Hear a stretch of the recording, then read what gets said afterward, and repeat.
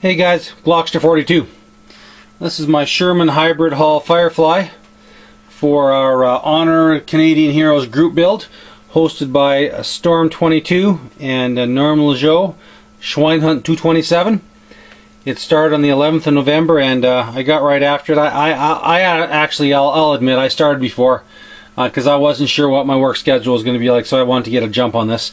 So the model is complete, but the project, or the whole project that it's going to be on, is not completed yet. So we've still got a little bit more work to go. We've got another vehicle to complete and a diorama base to put it on. But as it stands, this hybrid hull Sherman Firefly is all complete.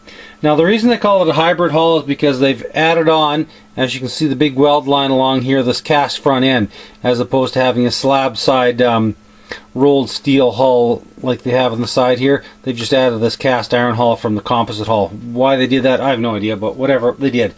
So there you have it. It's pretty much box stock. I added a few little things, a little bit of photo etch to the back. The tank itself, the kit itself, had some photo etch, and I added this very nice Eddard 17-pound barrel. It looks good. I'm quite happy with the kit. I think it turned out pretty good. Now the markings of this kit are for the South Alberta Regiment, which was also known as the 29th Armored Reconnaissance Division, which was attached to the 4th Canadian.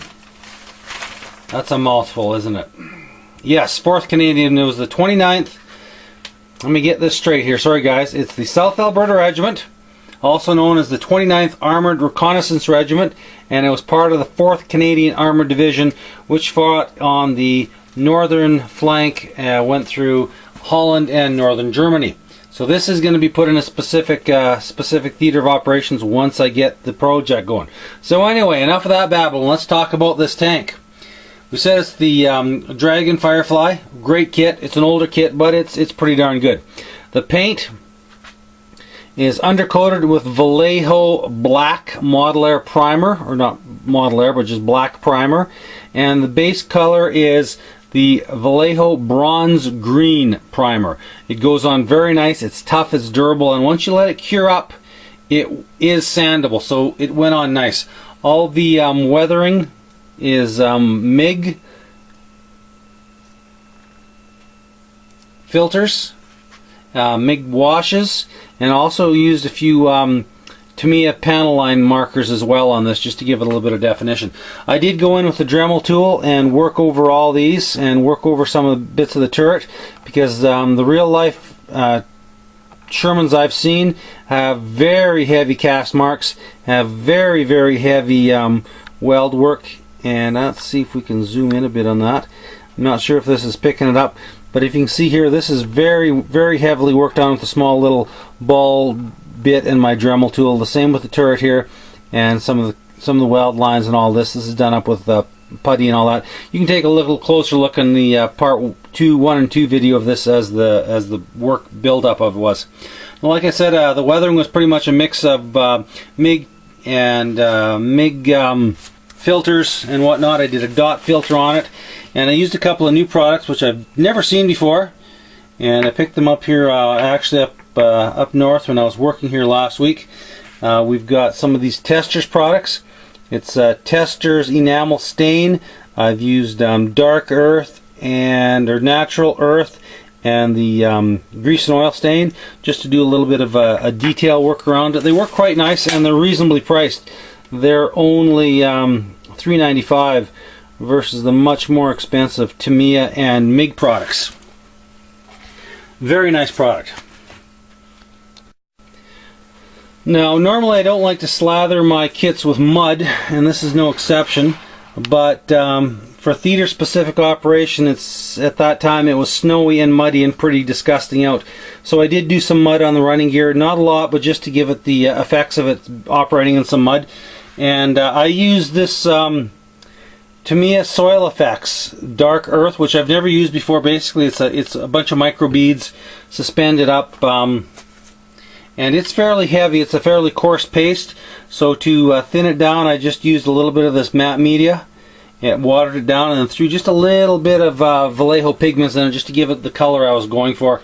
So I did the running gear, the tops of the suspension and all that, and the tracks. And basically what that Tamiya stuff is a bunch of micro beads in an acrylics media suspension. So you will have little tiny beads that you need to look after and clean up. But all in all, it's pretty nice. As you can see, the decaling options were for the South Alberta Regiment. And I didn't want to get them muddy because I wanted them to stand out, but to put it in proper context, I had to use some mud. So they don't jump out at me quite as much as I'd like, but all in all, I'm pretty happy with the way this weathering turned out on this tank. Now the figures are Ultracast from that's a Canadian company. It's Ultracast. They're out of Guelph, Ontario. At least that's where they were. I hope they're still in business. I haven't really bought anything from them for a while, but they are British tankers in the pixie suits, or sorry, Canadian tankers in the pixie suits with the black berets. I've got the commander there, and let's see how well the driver came along. The driver's just popping his head out. He's a fairly robust figure, so pretty much just his head's popping out, and I just want to add a little bit more detail and animation to this tank. These figures painted up very nicely. They're probably my best figures to date. It seems that, go figure, the more you paint figures, the better they get. And I'll pimp Dr. Faust's painting clinic once again. For anybody that is leery about painting faces, go watch his clinic. It's about a 20-minute video on YouTube. It's on one of my favorited channels there. And check it out and just follow step by step with him as you're painting the faces. And I guarantee by, your 7th or 8th figure, you're going to be very happy with the results. So there we have it, guys. That's my Sherman Firefly for Honor Our Canadian Heroes group build, hosted by Storm 22 and Norm Lejeau. I want to thank those guys for getting it going and getting it organized. Otherwise, I would have probably never built this kit. It'd be still sitting up on the shelf. So there you go, guys. Comment, rate. Yeah, you like it. No, it sucks, dude. Whatever. I want to hear about it. So until next time, guys, hopefully by the end of the week we'll get this diorama complete and ready to roll. So thanks for watching, guys. I appreciate you taking your time out of your day and checking my channel out. Later.